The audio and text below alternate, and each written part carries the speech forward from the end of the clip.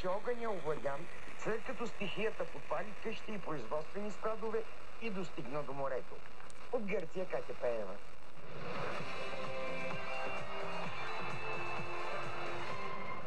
Спортните вести ще научим от Георги Димитров. Отборите на Испания и Англия се класираха за четвъртфиналите на Европейското първенство по футбол в Германия.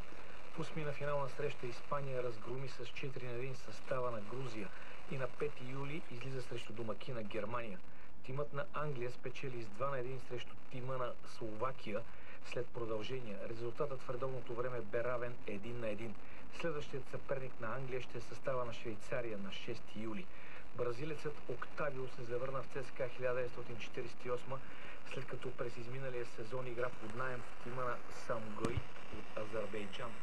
Централният защитник Юго Озе е петото ново попълнение в състава на Хебър Пазарджик.